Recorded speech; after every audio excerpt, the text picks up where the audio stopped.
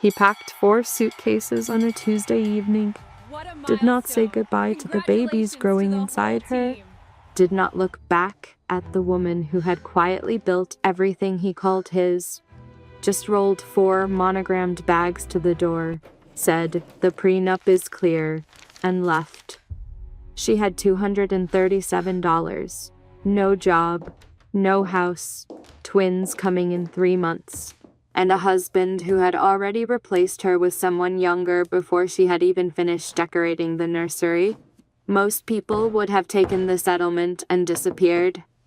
Catherine Whitmore was not most people. What happened next is not a story about revenge. It is not a story about a woman who got lucky, or a woman who was rescued, or a woman who fell apart and needed saving. It is a story about what happens when someone takes everything from you. Your money, your security, your future, your name. And you decide quietly, in the dark, on an air mattress in a 300-square-foot apartment, that disappearing is simply not something you are willing to do. 9 months after he walked out, she held 2 babies she had grown alone. 4 years after that, she rang the opening bell at the NASDAQ. $870 million. Built from nothing. Built from spite. No. Built from something much harder to manufacture and much more difficult to destroy. Stay with me, because this story is going to show you exactly how she did it, and why the most dangerous thing Brandon Ashford ever did was underestimate the woman he left behind. Lesson statement. This story is proof that being left is not the same as being lost, and that the life someone tries to take from you can become the foundation of everything you build next. Meaning and value. What Catherine's story gives you is not just drama. It is a blueprint for what resilience actually looks like when it is not pretty, when it is an air mattress and a laptop and a business plan written at 3 in the morning because giving up simply never made the list. If you have ever been told you are not enough, if you have ever watched someone take credit for your work, if you have ever started over from a number so small it felt like a joke, this story is for you. It is a reminder that the people who try to erase you are counting on your cooperation, and you do not have to give it to them. If the story stayed with you, if Catherine's refusal to disappear hit something real, do something small right now. Hit the like button. It takes 1 second and it tells me that stories like this matter to you. Drop a comment and tell me which moment stopped you cold. Was it the $237, the air mattress business plan, the moment she rang that bell with her babies on her hips? Share this with one person in your life who needs to hear it right now. You know who they are. Send it without explanation. They will understand when they watch it. And if you are new here, subscribe. Every single week I bring you stories of real resilience, of people who were written off and refused to accept the ending that was handed to them. You will not regret staying. This community is built on one belief, that how a story starts is never the whole story. Neither is yours. The trading floor of the NASDAQ is loud in a way that gets inside your chest. Catherine Whitmore had been warned about that. She had been warned about a lot of things in her life. Wear sunscreen, read the prenup, do not marry a man who introduces you to his mother as my girlfriend for the first 14 months of a relationship. She had listened to approximately none of it, but she was listening now.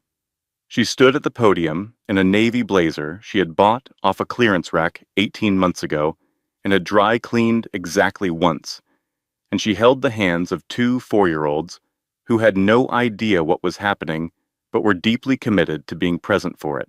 Elijah was fighting his clip-on tie with the focused aggression of someone who had personal beef with formal accessories. Meredith was holding her stuffed rabbit, Biscuit, with one hand and Catherine's fingers with the other, surveying the crowd with the calm authority of a small person who has assessed this situation and found it acceptable. Behind her, Diane Patterson, who had quit her law firm for her, who was now COO of everything they had built, who was crying behind very expensive sunglasses indoors. In the front row, Marcus Webb, who had believed in her when she was broke and horizontal on an air mattress in a 300-square-foot studio apartment. On the board above her head, Morrison Group, opening at $32 per share. Valuation, $870 million. Catherine looked at the camera. She thought about 4 years ago. A Malibu house with an infinity pool. 4 leather suitcases by the front door. $237 in her bank account. Twins she had not yet met growing inside her, depending on her, not yet aware that the man who helped create them had already decided to leave. She thought about 3 a.m. on an air mattress with a laptop balanced on her pregnant stomach, typing a business plan because there was nothing else to do, and giving up was not something she was willing to put on the list. She thought about everything it had cost, everything it had built. She rang the bell. The floor erupted. Elijah stopped fighting his tie long enough to clap, because everyone else was clapping. Meredith looked up at her and said, very seriously, "Mama, are we rich now?" Catherine picked her up, picked Elijah up too, one on each hip, the way she had learned to carry the world. "We're secure," she said. "That's better." 3 years and 8 months before the bell, on a Tuesday evening in October, Catherine Whitmore pulled her car into the driveway of the house in Malibu and noticed that something was wrong before she had turned off the engine. She could not have said exactly what it was, not the light, which was warm through the front windows the way it always was at 7 in the evening. Not the garden, which was the same as it had been that morning when she left for her OB appointment. Not any single observable detail. Just the air. Something in the air. She sat in the car for a moment with her hands still on the steering wheel, her doctor's voice still warm in her memory. Healthy heartbeats. Good growth. Everything looks perfect, Catherine. The babies are doing wonderfully. She had driven home from that appointment thinking about paint colors for the nursery. She had narrowed it down to soft peach or pale yellow. She had been leaning toward peach. She turned off the engine and walked to the front door. 4 leather suitcases, monogrammed. The expensive ones Brandon used for business trips to New York and San Francisco and Tokyo. The ones that lived in the back of the walk-in closet and smelled like departure.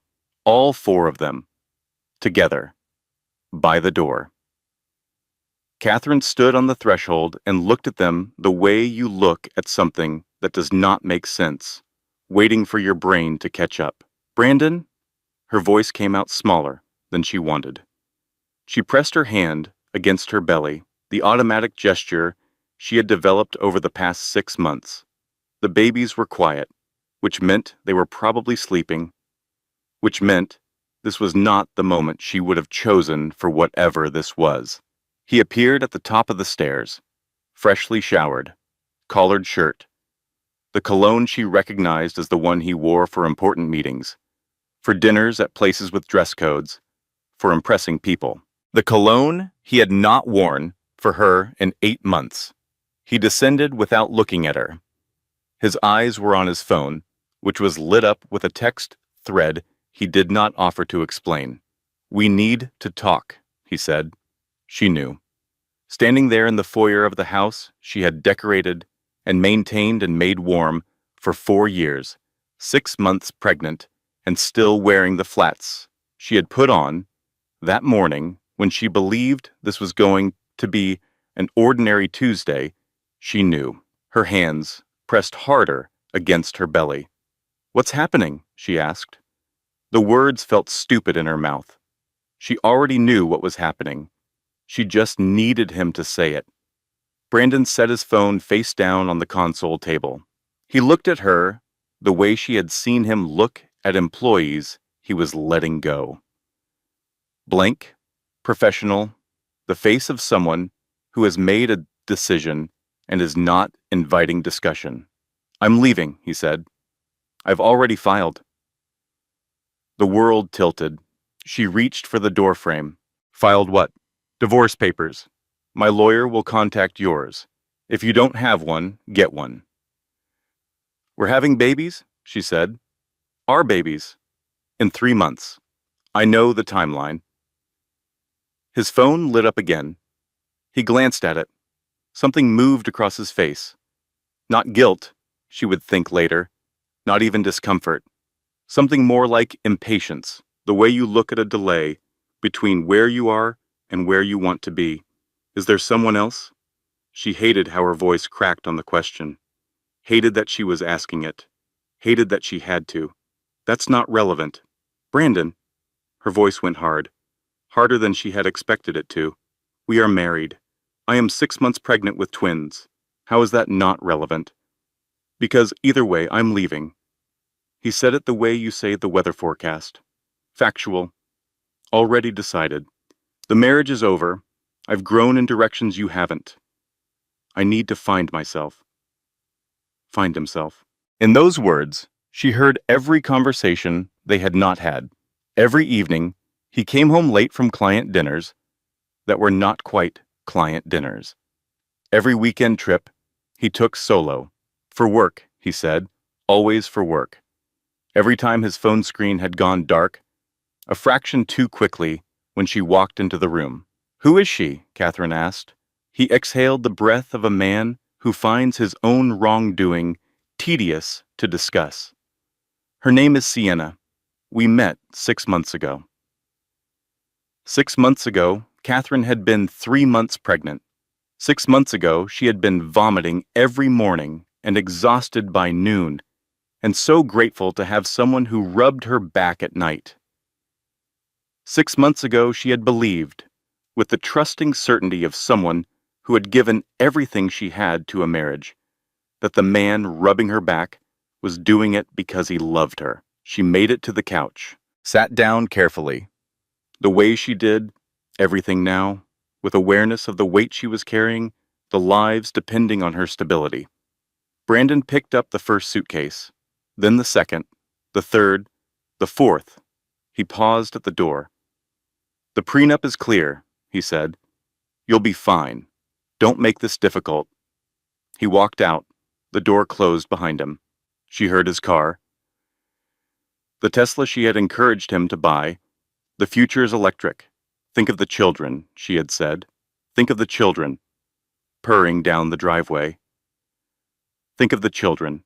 She sat in the silence of a house that held $4 million worth of other people's decisions and opened her phone browser with shaking hands. Brandon Ashford. The first result loaded in under a second. Tech CEO steps out with Instagram. Model. Sources say it has been months. The photo showed Brandon with his arm around a young woman, blonde, 20-something, dressed for a camera, the particular kind of beautiful that photographs well and does not require effort to maintain. His smile was the smile Catherine had been trying to locate for 8 months. Wide, unguarded, present. She clicked the article. She read it. She scrolled through the photographs, 6 months of them, time-stamped and public, a relationship that everyone had apparently known about except her. She read the comments. She should not have read the comments. She put her hands on her belly. The babies were moving now, slow, rolling kicks, reassuring in the way of people who do not yet know enough to be frightened. Sharp pain, abdomen, tight, rhythmic. She dialed 911. The paramedics arrived in 12 minutes. Braxton Hicks, the ER doctor, told her 2 hours later, false labor, very common with twins, very common with stress. Your babies are fine, both heartbeats strong, but you need to manage your stress levels. Is there someone who can stay with you tonight? Catherine looked at the ceiling tiles and counted them. 47. She plugged in her dead phone. It loaded 37 missed calls from one number. She pressed call. Diane Patterson answered on the first ring. Cat? Thank God. Where are you? Hospital. False alarm. I'm getting on a plane. Don't sign anything. Don't talk to anyone. 4 hours. Can you hold on for 4 hours, Sol?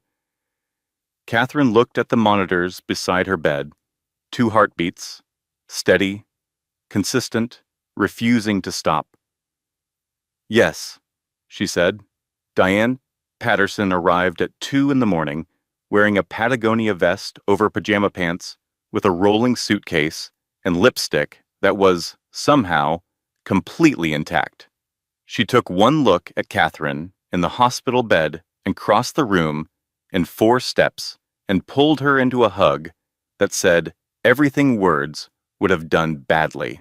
Then she sat down, pulled out her phone like a weapon, and started taking notes. Credit cards. Frozen. Joint accounts. Catherine pulled up her banking app. The balance in the account she had kept separate.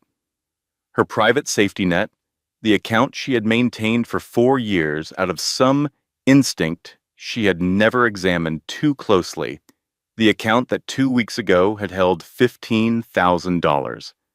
$237, she said. Diane went very still. He left a 6 months pregnant woman $237. Yes. Not $250. Diane's voice was precise in the way it got when she was angry and choosing to channel it. Not 200. 237. That is a man who was thinking about it. And then he kept thinking, and still chose petty. She made a call at 3 in the morning to Frank Delano, who answered because Diane had that quality about her. People answered when she called, not because they feared her, but because experience had taught them that if Diane Patterson was calling at 3 in the morning, it was important. Frank Delano was 57 years old, silver-haired, with the patient eyes of someone who had seen every variety of human cruelty and had spent 4 decades making sure it carried a price tag. He drove to the hospital before sunrise.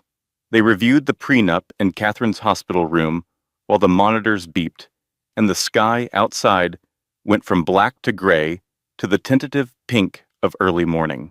The document was 23 pages. It had been presented to Catherine 10 years ago, 3 weeks before their wedding, by Brandon's family attorney. She had been 22.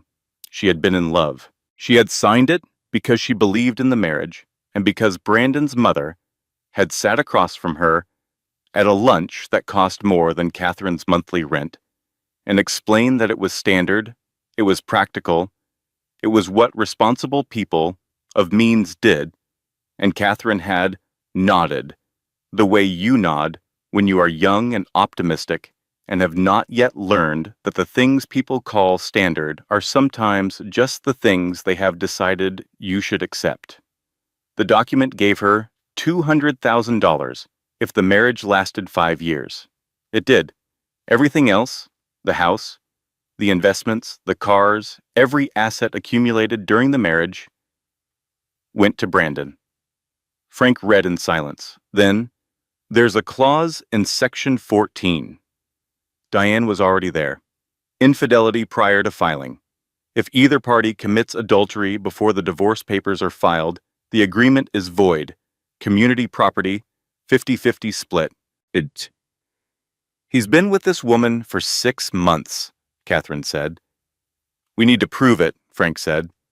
Photographs are a start. We need financial records, documentation. A timeline that predates the filing. How do we get that? Discovery, subpoenas. We make noise and then we see what noise dislodges. He looked at her over his reading glasses. People who believe they are untouchable make mistakes. And from everything you've described, your husband is a man who has believed he is untouchable for a very long time. And they discharged Catherine at 6 in the morning. Diane drove her home in a rental car. The house was exactly the same. This was the first thing Catherine noticed. How precisely ordinary it looked, how nothing in it had rearranged itself to mark the ending of things. The cream couch was still the cream couch. The framed photographs were still on the walls. The nursery down the hall was still half painted, pale peach on 2 walls, roller leaning against the third, waiting for her to come back and finish. She walked past it without stopping. In Brandon's office, she opened the filing cabinets. She was not sure what she was looking for. She told herself she was looking for financial records, for anything that might help Frank and Diane. But what she found was different. Board meeting minutes, 4 years old. She pulled them out, read by the light of the desk lamp. Brandon Ashford presented the quantum rebrand strategy. Board unanimously approved. Budget of $2 million allocated. She stopped. She knew that strategy. She had designed it at their kitchen table on a rainy Sunday afternoon while Brandon was on the phone, and afterward she had walked him through the whole concept over dinner, explaining the positioning, the visual language, the audience segmentation, all of it. And he had looked at her the way he used to look at her then, like she was the most interesting person in any room. And he had said, "That is brilliant. I'm going to pitch this to the board." And she had thought, we are going to pitch this, our idea. There were more, campaign after campaign, strategy after strategy, her ideas, her frameworks, her thinking, all of it presented to boards and clients and investors under his name, all of it celebrated as his vision. She had built his company, and then he had thrown her away. Catherine sat on the floor of his office, surrounded by files, and felt something shift inside her. Not grief, not even anger exactly. Something colder than anger, something that did not need to be loud. She put the files back. She closed the cabinet. She walked to the kitchen, made herself a cup of tea, and sat at the table until Diane found her there an hour later. "You look different," Diane said. "I'm done crying," Catherine said. Diane looked at her for a long moment. Then she sat down across from her and opened her laptop. "Good," she said. Let's get to work." They filed emergency motions that afternoon. Temporary support, $25,000 per month. Access to marital funds. Subpoenas for Brandon's financial records, personal and corporate. Brandon would be served by end of day. Catherine drove to her OB appointment that afternoon, sat in the waiting room among women in various stages of pregnancy, and thought about the word community property, about how much half of everything might be, about what she could build with half of everything, about what she could build with nothing, if it came to that. The doctor listened to 2 heartbeats, both strong, both exactly where they should be. "One more thing," the doctor said, looking at her chart. "You need to reduce your stress levels, Catherine. I know that's easy to say, but these babies need you calm. Can you find one thing that helps? One thing that's just for you?" Catherine thought about it. "I used to love marketing," she said, "building things, problem solving." "Then do that," the doctor said. "Whatever it used to feel like to be good at something. Find your way back to that." Catherine nodded. She drove home. She sat in the driveway for a moment before going inside. She thought, "I was good at something once. Before I became just his wife. Before I became someone who signed documents without reading them and trusted a man because she loved him. I was good at something. I am going to be good at something again." She went inside and called Diane. "I need to start planning what comes after," she said. "Not just the divorce, what I build after." "One crisis at a time," Diane said. "I can manage 2, Catherine said. The text arrived on a Wednesday morning while Catherine was eating the toast Diane had forced on her. 2 bites, then another, one more. "Come on. You need to eat. You are growing 2 humans." And it came from a number she did not recognize. "Miss Whitmore, this is Roger Calloway. I need to speak with you privately. It's important. Can we meet?" She showed Diane. Diane read it. "Roger Calloway, Brandon's business partner, 49% owner. We see each other at company events. He's always been professional. Polite. Why would he reach out to you now? I don't know. Diane turned the phone over in her hands, thinking. Could be a trap. Brandon could be sending him to feel out what you know. Could be. Could also be useful. Diane handed the phone back. What do you have to lose? Frank came with them. Coffee shop in Culver City, 10 in the morning, the kind of place with exposed brick and single origin espresso and enough ambient noise to have a private conversation. Roger was already there when they arrived, in the back booth, wearing a baseball cap pulled low in the manner of someone who has never done anything covert in his life and is making a sincere effort. He looked like what he was. A man in his mid-40s who had built something real and was watching someone else burn it down. He slid an envelope across the table before they had ordered. I'm violating my NDA by being here, he said. I want you to know that.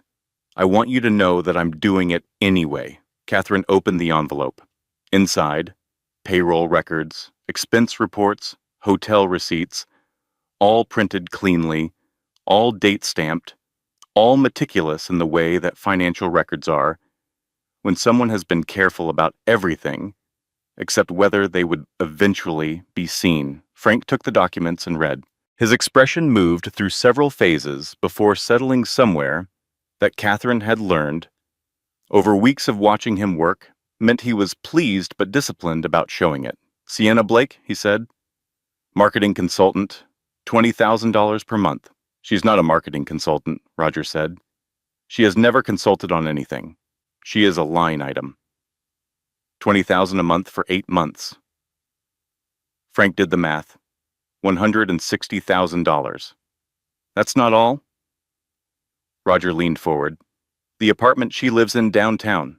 Luxury building, 22nd floor, city views. That apartment is leased to Ashford Technologies. Listed as corporate housing for visiting executives. He paused. Sienna is the only person who has ever lived there. $7,500 a month. Business trips, Frank said, flipping to the next page. Paris, Tokyo, Sedona, all documented as client meetings, all with a second airline ticket, business class, charged to the company account, 5-star hotels, spa charges, restaurant dinners for 2, all expensed. Roger looked at the table. I have been counting. Total, across 8 months, close to $400,000. The table was quiet. Outside, someone ordered a latte. The espresso machine ran. Why are you telling me this? Catherine asked. Roger looked at her. He had kind eyes, she had always thought. The eyes of someone who understood that business was made of people, not only numbers. Because it's theft, he said. Because I spent 10 years building that company. I gave up things for that company.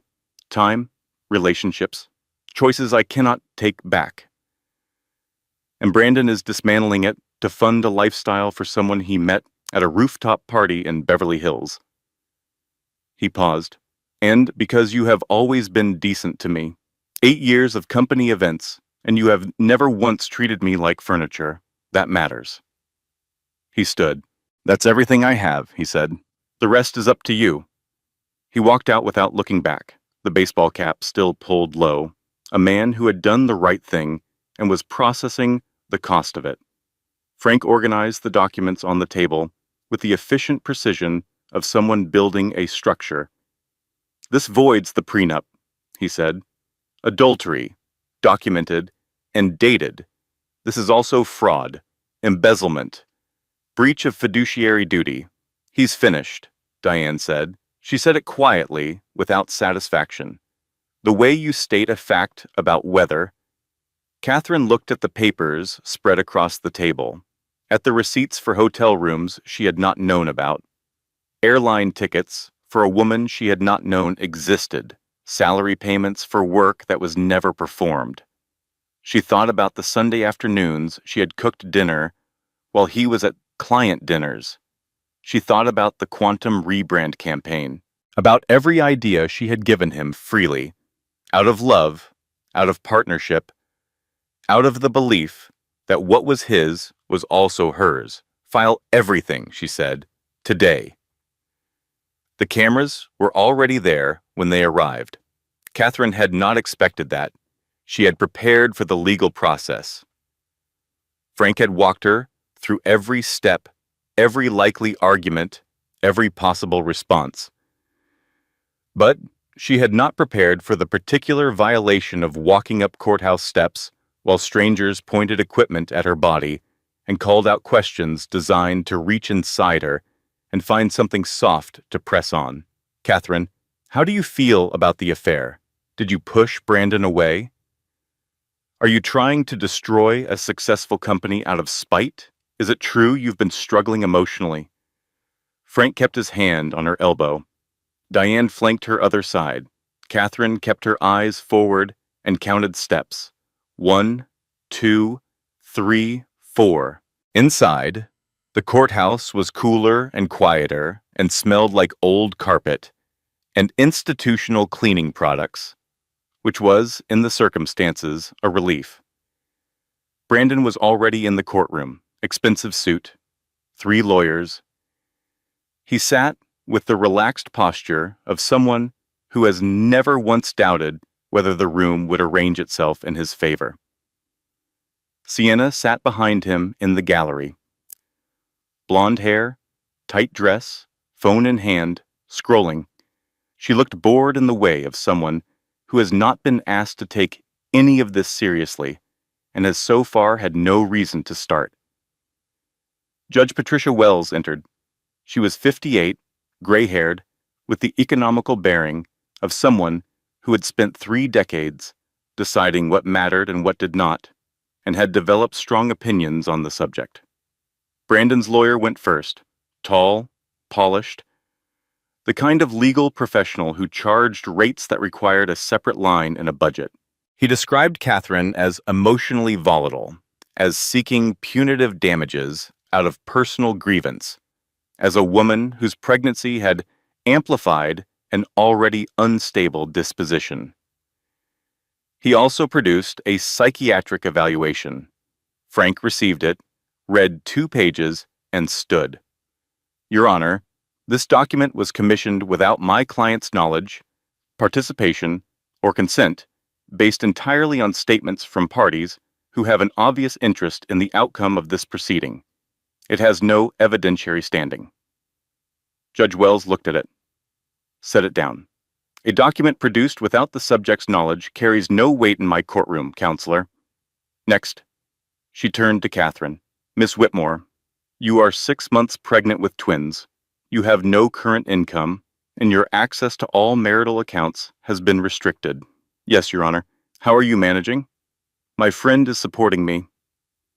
Wells made a note. She looked at Brandon's lawyer with an expression that was not unkind and was also not anything close to sympathetic. Your client restricted access to all marital funds while his wife is 6 months pregnant. You characterize this as protecting assets. I am going to characterize it differently. She granted temporary support, $25,000 per month, retroactive to the date Brandon left. Credit access restored with a $50,000 limit. She ordered the forensic audit. Full access to Ashford Technologies records. Results due in 90 days. Brandon's jaw tightened by a precise and revealing amount. They walked out. Frank handled the reporters. Catherine and Diane took a side exit to the parking garage. In the car, Catherine sat in the passenger seat for a full 30 seconds before she spoke. Did that actually happen? She asked. It happened, Diane said. We won. We won. Diane turned the key. The engine started. She did not move yet. I told you so, about the prenup. I want that acknowledged. Catherine laughed. It came out rough, unpracticed, like something that had been stored too long. But it was real. Acknowledged, she said.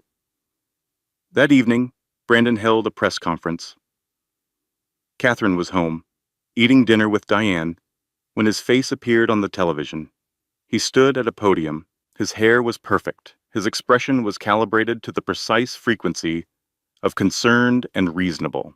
I want to address the allegations made against me today. My wife is going through a very difficult time. Pregnancy is hard. Carrying twins is harder. I have compassion for her, but the claims about my business practices are entirely false, and I will not allow my reputation to be dismantled by someone acting out of personal pain. He said the word wife the way you say a word in a foreign language you have mostly forgotten. Catherine's phone started buzzing. Messages from people she had not heard from in months. He seems really worried about you. Maybe take a break from the legal stuff? For the babies? Pregnancy hormones can make things feel bigger than they are, Kat. She deleted them, methodically, one after another. Diane read over her shoulder. People are deeply committed to believing the version of events that requires them to do nothing, she observed. I know. Ignore them. I know. The only opinion that matters right now is Judge Wells. I know. Catherine set down her phone. I know. But that night, alone in the bedroom, she had stripped of his sheets and remade with ones that smelled only of laundry detergent. She did not sleep. She lay in the dark and listened to the house and thought about what he had said on television. Personal pain, like she was a weather event, something that happened to him. She got up, found cleaning supplies, scrubbed the kitchen floor. At 2 a.m, Diane found her on her hands and knees, working on the grout with a toothbrush. Cat, the grout was bothering me. The grout is fine. You need to sleep. I'm not tired.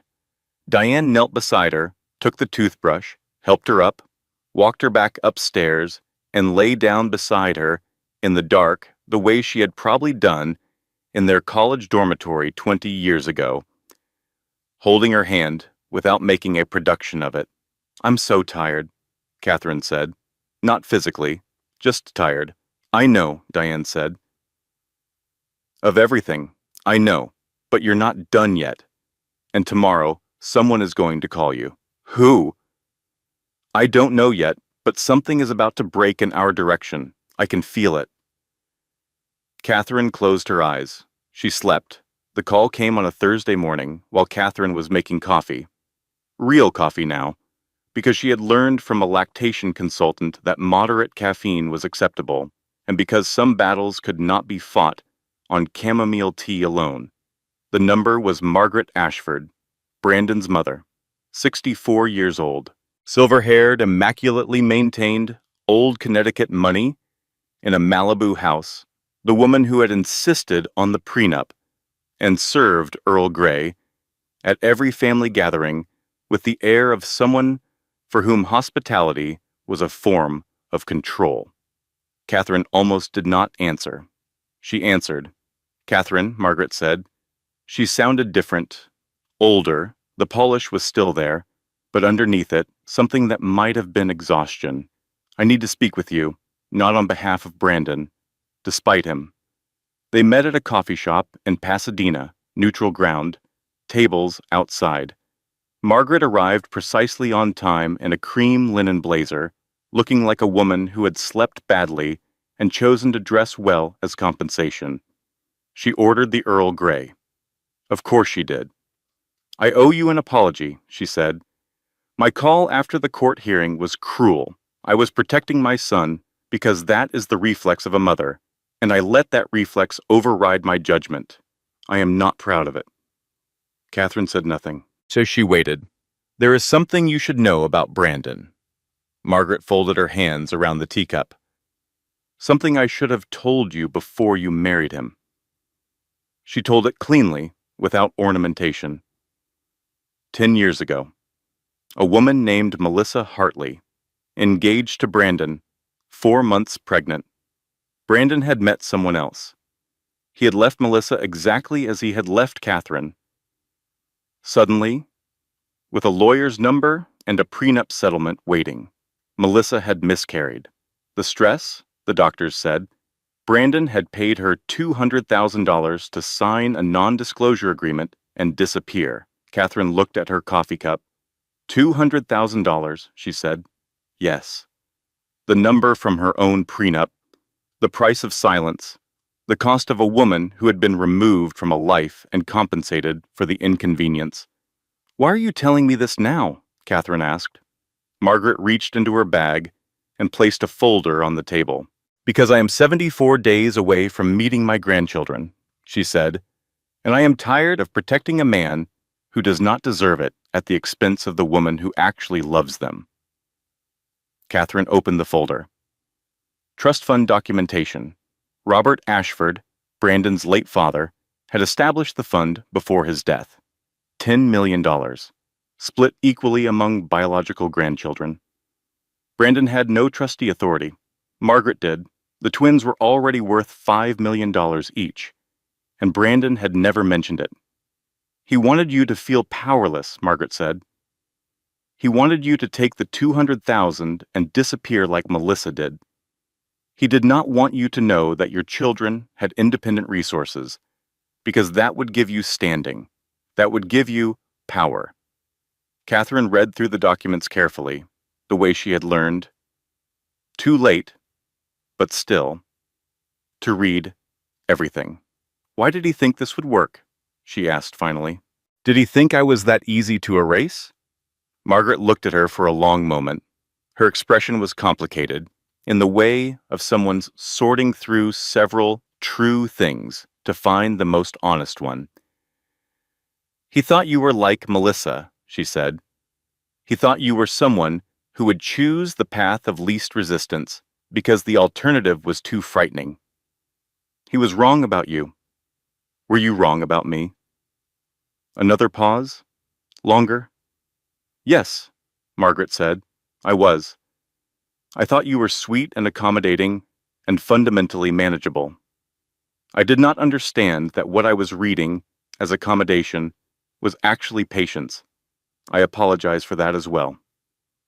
They sat in the weak October sunlight for another hour, two women on opposite sides of a terrible situation, finding, unexpectedly, a corner of common ground. When Catherine left, she drove directly to Frank's office. He read the trust fund documents. Something in his face settled into satisfaction. This changes the argument entirely, he said. You're not a gold digger. You're not trying to extract money from a man who has more than you. Your children have independent wealth that predates this divorce. You are fighting for what is legally and morally right, not for financial survival. Does it help? It helps everything. Catherine leaned back in the chair. She thought about Melissa Hartley, whoever she was now, wherever she was now. Someone who had taken $200,000 and a non-disclosure agreement and disappeared because the alternative had seemed impossible. She thought about what Melissa might have become if she had stayed. If she had had someone like Diane, if she had had Frank, if she had known about the trust fund. She thought, I am fighting for both of us. They won the initial hearing. It was not a small victory. Judge Wells, reviewing the Roger Calloway documents, and the trust fund evidence, and the forensic audit order, granted everything Frank requested.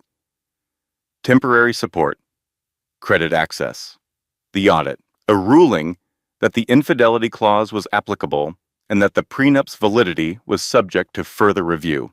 Outside the courthouse, Parisum, in the parking structure, Diane hugged her so hard Catherine felt it in her spine. We won, Diane said. We won, Catherine agreed. She thought, we are going to be okay. For the first time since 4 leather suitcases on a Tuesday evening, she thought, we are actually going to be okay. She was wrong. The first catastrophe arrived 6 days later. Frank called. His voice was careful in the way it got when something required careful handling. Someone inside our operation has been talking to Brandon's legal team, he said. They know our strategy. The infidelity timeline, the Roger angle, the forensic audit approach. They've filed preemptive motions to suppress Roger's documents, arguing that they were obtained in violation of his NDA. Catherine sat down.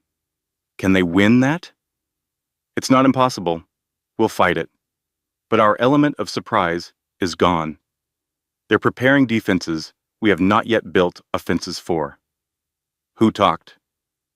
I don't know yet. I'm working on it. She put down the phone. She looked at the wall of her apartment. The small apartment now, 2-bedroom, the one she had moved into after the eviction notice that came on a Tuesday, with the particular timing of something designed to wound. Pale walls, furniture she had sourced secondhand, photos of the twins' first ultrasound on the refrigerator. The second catastrophe came 3 days after that. Marcus Webb called. His voice had the particular quality of someone delivering news they had not asked to deliver. 2 of my portfolio companies have backed out of working with you, he said.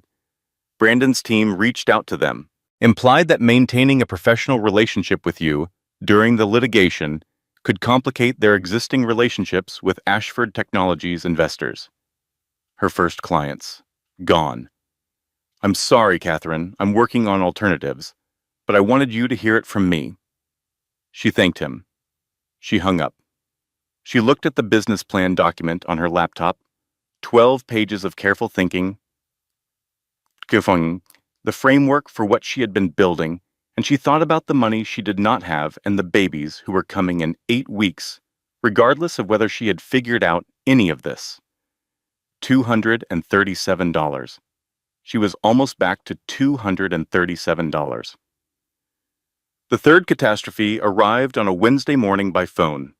Diane's voice was different, quieter, the quality of quiet that comes not from having nothing to say but from choosing words precisely. My firm is asking me to recuse myself, she said. What? Conflict of interest, they're calling it.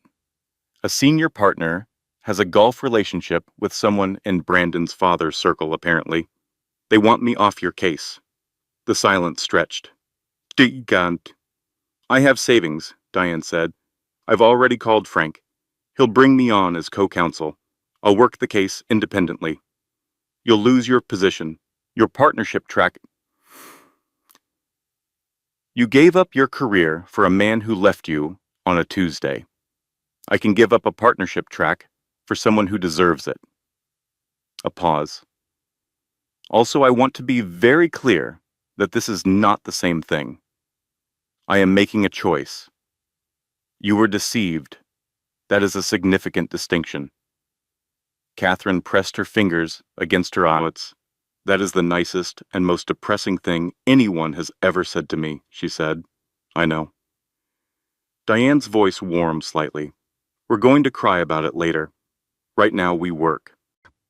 That night, Catherine lay in the dark with her hands on her belly and thought about 3 things going wrong in sequence and whether this was the end of the forward motion, whether the universe had decided that she had used up her allocation of good luck with the initial hearing and was now settling accounts. The babies moved, one, then the other, insistent, refusing to let her be still in her grief. Still here, they seemed to say. Still here, keep going. She opened her laptop, typed Morrison Marketing Group, Business Plan, Draft 2. If the clients were gone, she would find new ones. If the strategy was compromised, they would build a new one. If the path was blocked, she would find the wall and climb it. She typed until 3 in the morning. Then she slept. The studio apartment was 300 square feet. This is not a metaphor. It was a literal 300 square feet, which is smaller than most people's living rooms, which is smaller than the walk-in closet at the Malibu house, which is a fact Catherine had thought about exactly once, and then decided not to think about again because the direction that thought wanted to travel was not useful. The carpet had a stain near the window that she had decided was probably from a houseplant. The refrigerator hummed with a frequency that suggested strong opinions. The window faced a brick wall, which her mother, when she finally came to visit, had described as very New York of it. The air mattress was a camping model she had bought at a 20% discount because the packaging was slightly damaged, It was fine. It was adequate. It was what she had, and she had learned over the preceding weeks to be specific about gratitude. She was alive. Her babies were alive. She had $237 and a compromised legal strategy and no clients and a best friend who had sacrificed her career because she believed in something. And these were the things that were true. And some of them were terrible, and some of them were extraordinary, and all of them were the materials she had to work with. She opened her laptop on the air mattress with her belly balanced under it and typed. She sent emails to every professional contact she had maintained since leaving her VP role 8 years ago. Quarterly check-ins, occasional LinkedIn messages, the professional courtesy she had kept up out of some instinct she had not examined until now. Most did not respond. Some sent polite declines. 3 asked for more information. Marcus called on a Tuesday morning, 10 days after the client withdrawal. I heard what he did, Marcus said. Using my portfolio companies as leverage. That is not business strategy. That is a man who is running out of options and has decided to fight dirty. He paused. Send me your proposal. She sent it from the air mattress at 11 at night. He called at 7 in the morning. I'm making 3 introductions today, he said. Your work is exceptional. Let the work speak. The first introduction declined. Too complicated, too much legal exposure. The second introduction asked to think about it. The third introduction said yes. A $10,000 contract. Remote work. Deliverable based. Starting immediately. The email arrived on a Thursday afternoon. Catherine read it twice. Read it a third time. Then she cried. Not sad tears, not happy tears. The particular tears of someone who has been bracing for a fall for so long that not falling feels physical. Arrival tears. I am still here tears. She called Diane. I have a client, she said. Diane made a sound that was not quite a word. $10,000. Remote. My work. Cat. I know. Start today. I already did. She worked from the air mattress with a laptop balanced on her 8th-month belly, the babies kicking occasionally, as if offering editorial feedback. She delivered the first phase of the project 4 days early. The client responded within an hour. This is exactly what we needed. Can we discuss extending the scope? Marcus called. They're referring you. 2 more companies want to meet. She took the meetings lying down, laptop propped, professional from the shoulder up, maternity leggings and thick socks below the camera frame, and she pitched with the precise confidence of someone who has stopped performing competence and started simply being it. Both companies hired her. She had 3 clients, $25,000 in contracted work, an air mattress in a 300-square-foot apartment, and a business that was beginning, quietly and without fanfare, to exist. The custody hearing was in 2 weeks. She prepared for it the way she prepared for everything now. Methodically, without catastrophizing, one piece at a time, Frank walked her through the likely attacks. Diane prepared her responses. They practiced in the kitchen of Diane's temporary sublet, Catherine sitting across from Diane, who played Brandon's lawyer with uncomfortable accuracy. The night before the hearing, she sat in the rocking chair she had rescued from the Malibu nursery. The only piece of furniture she had taken, the one thing she had insisted on, and spoke to the babies in the dark. Tomorrow is important, she told them. We're going to make sure you're mine. Legally, officially, beyond argument, mine. I know you already are, but tomorrow we make the world agree. They kicked, in tandem, which they had started doing recently, as if coordinating. She smiled. I'll take that as a yes, she said. The custody hearing lasted 4 hours. Brandon's lawyer painted Catherine with practiced efficiency, unstable address, no reliable income, multiple hospitalizations, ongoing hostile litigation. The picture was technically accurate and strategically framed, Every truth selected for maximum effect. The way you can describe a sunrise by talking only about the cold. Frank presented her consulting contracts, her client relationships, her income trajectory. He presented the trust fund documents, establishing that her children had independent financial security regardless of the outcome of the divorce. He presented something else, a simple timeline. The date Sienna Blake first appeared in Brandon's company records as a marketing consultant. The date Brandon and Catherine's first child was conceived. The same week. The courtroom was very quiet while Judge Wells reviewed the timeline. She looked at Brandon. You initiated this relationship while your wife was newly pregnant. Brandon's lawyer attempted an objection. Wells did not look at him.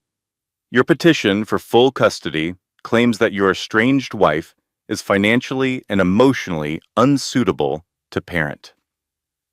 What I am looking at is a woman who has built a client base and a business framework while 8 months pregnant, while managing preterm labor, while fighting legal challenges you initiated, while living in circumstances you created by restricting her access to marital funds. She paused. The petition is denied. Miss Whitmore retains primary physical custody. Mr. Ashford, you will have supervised visitation 2 hours weekly at a neutral family center. Child support, $25,000 monthly, effective immediately. Outside, in the autumn sunlight on the courthouse steps, Diane gripped her hand so hard it should have hurt. You did it, she said. They're yours. Catherine stood on the steps in the October light and thought, it's over. The worst of it is over. We're going to be okay now. She thought that for 11 days. On the 12th day, Frank called. The forensic audit is back, he said. There is something in it you need to see. Come to the office.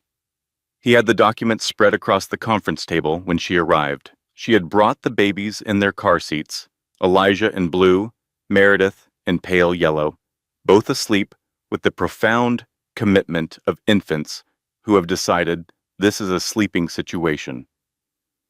She read the document. She read page 47, her name, her signature, on a document she had never seen before. 3 years ago, Brandon had brought home paperwork. Company restructuring, he said. Standard forms, boring, she would not be interested. He just needed her signature on a few places. She had signed. She had trusted him. That signature had been separated from the document she had actually signed and reattached to the filing for a shell account used to funnel Sienna's payments. Her signature, his fraud, her name on his crime. He set me up, she said. Frank's voice was careful. The account was established 14 months before Sienna appeared publicly. The mechanism was built before he met her. The implication landed like something dropped from a significant height. He was planning to leave before he even found her, Catherine said. The framework was in place. He may not have known who he was leaving for. He knew he was leaving. She looked at her sleeping babies. He engineered the pregnancy, she said. The timing. He put my name on the account while I was newly pregnant because he knew it would be useful later, as leverage, as a way to threaten me into settling. If his lawyers can make the co-signatory argument stick, what happens to me? Frank met her eyes. Criminal exposure, not a certainty, not even a probability given the forensic analyst's timeline, but a threat they will absolutely use. Catherine looked at her daughter's face, at her son's, at the perfect, ordinary miracle of two human beings sleeping in car seats on the floor of a lawyer's conference room, trusting the world to hold them safe. She had not asked to be here. She had not chosen this. But here she was, and here they were, and the only question that mattered was what she did next. How do we fight it? She asked. Frank allowed himself a small, precise smile. I am very glad you asked that, he said. The forensic document analyst was a woman named Patricia Oakes, 51 years old, who had spent 23 years examining signatures and documents and the space between what people claimed was true and what the paper actually showed. She took 9 days. Her report was 27 pages. The relevant section was on page 11. The signature of Catherine Whitmore appears on the shell account filing. However, analysis of the binding margin, the paper fiber alignment, and the document dating indicates that the signature page was removed from its original document of execution and attached to the current filing. The signature is authentic. The document to which it is now attached is not the document that was signed. Frank filed it with the court on a Monday morning.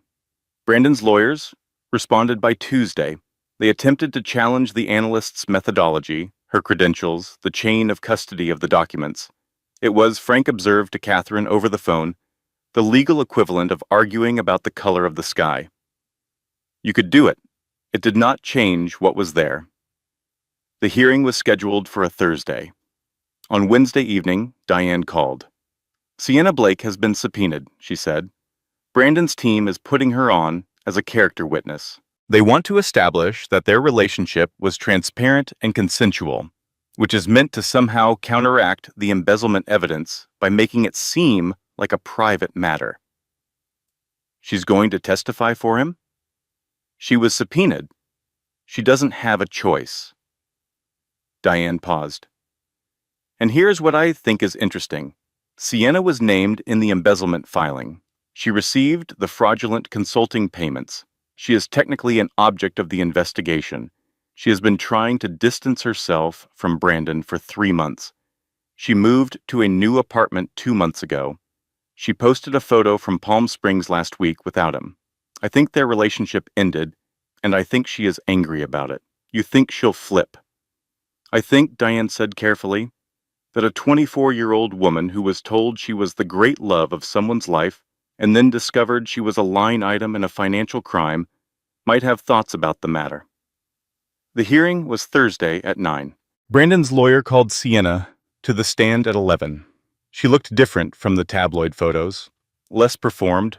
She wore a simple blue dress and her hair was pulled back, and she looked, Catherine thought, like someone who had spent a few months thinking about things. Brandon's lawyer asked her to describe her professional relationship with Ashford Technologies. She answered in short, careful sentences. The lawyer moved toward the question he actually wanted, establishing that the relationship had been mutual, consensual, fully disclosed. Then Frank stood for cross-examination. He asked one question. Ms. Blake, when did Mr. Ashford first discuss leaving his wife? The courtroom was quiet. Brandon's lawyer was on his feet immediately with an objection. Wells overruled it. Sienna looked at the table for a moment. Then she looked at Frank. The first night we met, she said. He said his marriage had been over for 2 years. He said he was waiting for the right moment to leave. She paused. That was 14 months ago. 14 months. 14 months before Sienna came to that hearing. 14 months before the filing. 14 months before the 4 leather suitcases and the frozen accounts and the $237. 4 months before Catherine became pregnant. The math was not subtle. Brandon was very still. Catherine looked at him. She did not look away.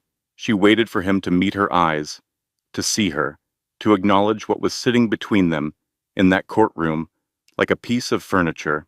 He did not look at her. She turned back to the judge. Wells was reading something. When she set it down, her expression was the particular neutral of someone who has made a decision and is confirming it. The prenup is void, she said. The co-signatory claim is rejected on the grounds of the forensic analysis. Community property applies. The embezzlement findings are referred to the district attorney for criminal review. She looked at Brandon's lawyer. Counsel, your client spent this entire proceeding trying to establish that his wife was the problem.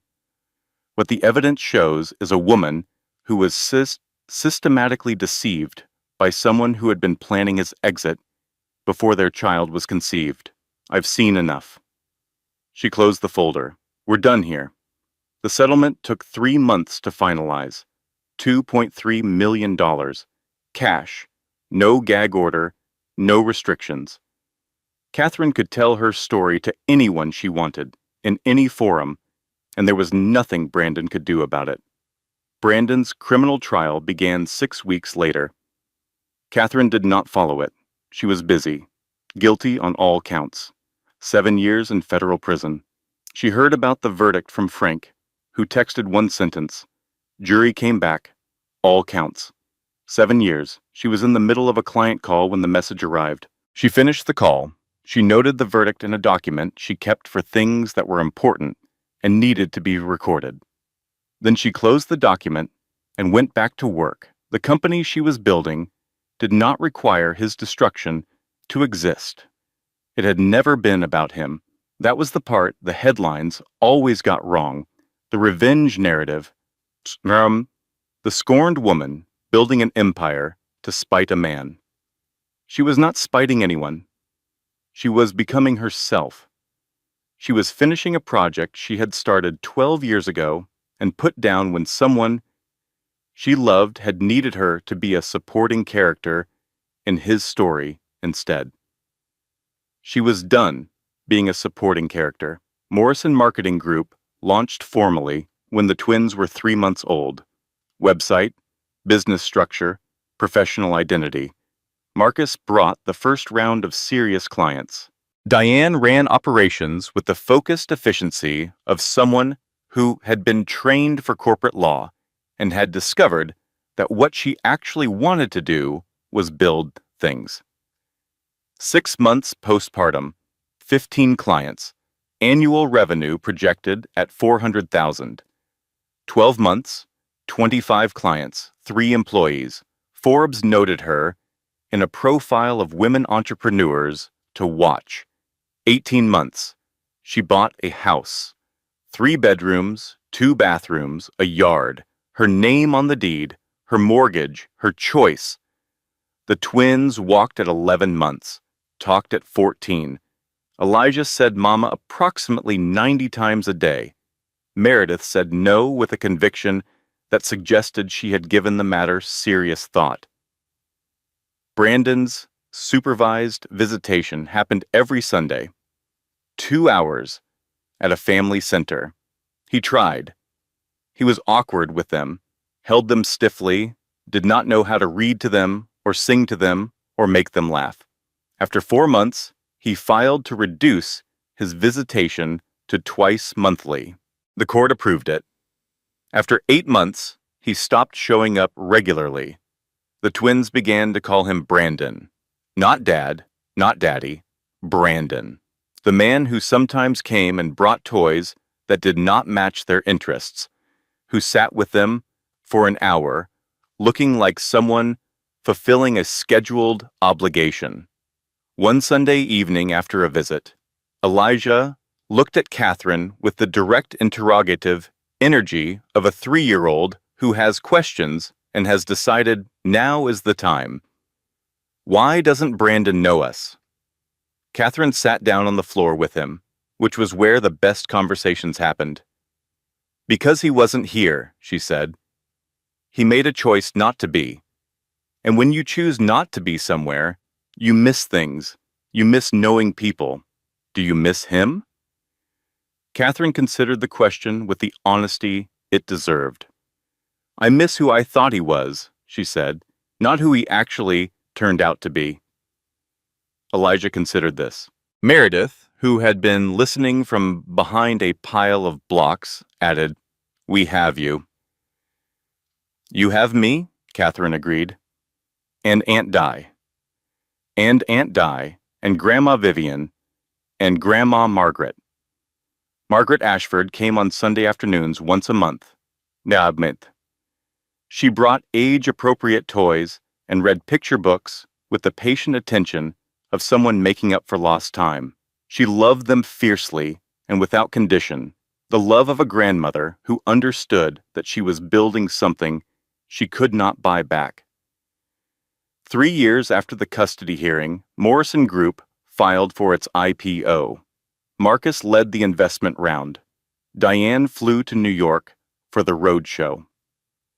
Catherine did interviews in a hotel conference room with Elijah and Meredith sleeping in a travel crib in the corner because the nanny had the flu and because she had long ago stopped apologizing for being a mother in professional settings. The day before the bell, she sat in her home office and opened the letter she had written to her children when they were 2 months old, saved in a folder she had labeled for later. She read it. She thought about who had written it. The woman on the air mattress in the 300-square-foot studio with $237 and 2 babies and a laptop and an idea. She thought about who was reading it now. She closed the document. She went upstairs and checked on the twins, who were asleep in their rooms. Elijah sprawled on his back, taking up the maximum possible space. Meredith curled with Biscuit the rabbit. Methodical and intentional, even in sleep, she stood in the hallway between their rooms and listened to them breathe. This was the thing the headlines would never be able to capture, she thought. Not the $870 million, not the Forbes profile or the NASDAQ bell or the victory over a man who had believed she would disappear quietly. This, the sound of 2 small people breathing in their rooms in a house that was hers, on a street she had chosen, in a life she had built from $237 and an idea and the particular stubbornness of someone who had been told she was not enough and had decided, quietly, to disagree. The bell was at 9:30 in the morning. Elijah fought his tie all the way from the hotel to the trading floor. Meredith held Biscuit and assessed the crowd. Diane cried behind her sunglasses. Marcus stood in the front row. The board lit up. Morrison Group, $32 per share, $870 million. Catherine rang the bell. The floor erupted. Meredith said, "Mama, are we rich now?" Catherine picked her up. Elijah reached up, and she picked him up too, one on each hip, the weight of them, the most grounding thing she had ever known. "We're secure," she said. "That's better than rich." "What does secure mean?" Elijah asked. "It means no one can take it away."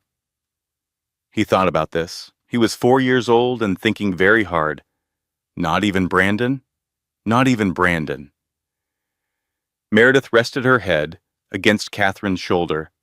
She had been watching the trading floor with the calm attention of someone cataloging information for future use. "Good," she said simply. "The cameras found them. The photos would run in every business publication in the country. A woman in a navy blazer, 2 small children on her hips. The number on the board behind her, the expression on her face. Later, people would describe the expression differently. Some said it was triumph. Some said it was relief. Some said it was the particular look of someone who has finished something very long and very difficult and is allowing themselves, finally, to know it." Catherine would say, when asked, that she was not thinking about any of those things. She was thinking about 2 heartbeats on a hospital monitor, holding steady in a room where everything else had stopped making sense. She was thinking about 47 ceiling tiles. She was thinking about a woman who had started over at 32 with $237 and a decision not to disappear. She was thinking, "I told you we would be okay. I told you." Editorial disclaimer. The content of this story, including its narrative structure, character development, dramatic arc, and emotional framing, was researched, constructed, and manually edited by our team with the sole purpose of delivering meaning, inspiration, and genuine value to our audience. Every element was chosen with intention. We hope it reached you the way it was meant to.